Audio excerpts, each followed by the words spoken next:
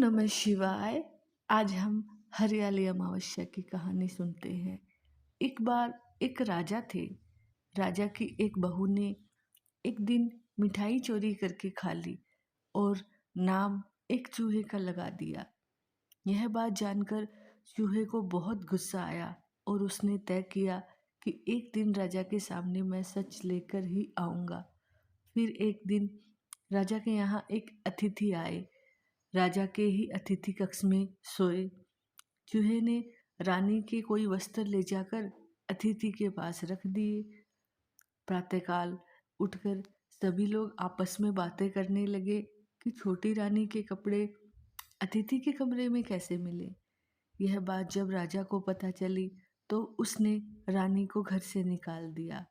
रानी रोज संध्या को दिया जलाती और ज्वार बोती और पूजा करके गुड़धानी का प्रसाद बांटती थी।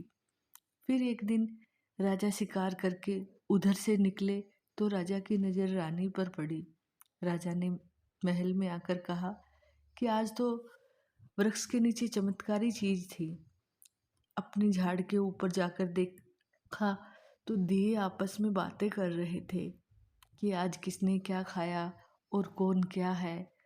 उसमें से एक दिया बोला कि आप तो मेरे जान पहचान के हो, आपके अलावा मेरा कोई नहीं है।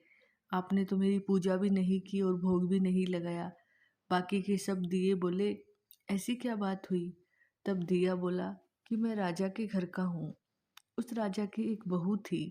उसने एक बार मिठाई चोरी करके खा ली और नाम चूहे का लगा दिया। तब चूहे को गुस्सा आया और उसने रानी के कपड़े अतिथि के कमरे में रख दिए और राजा ने रानी को घर से निकाल दिया। वो रोज मेरी पूजा करती थी, भोग लगाती थी। उसने रानी को आशीर्वाद दिया और कहा कि सुखी रहे। उसने आगे बताया कि रानी की मिठाई चोरी की वजह से चूहे ने रानी की साड़ी अतिथि के कमरे में रख दी और बेकसूर रानी को सजा मिल गई। फिर सब लोग पेड़ पर से उतरकर घर आए और कहा कि रानी का कोई दोष नहीं है। यह सुनकर राजा ने रानी को घर बुला लिया और फिर सभी सुखपूर्वक रहने लगे। हमारी कहानी समाप्त होती है। धन्यवाद। हर हर महादेव।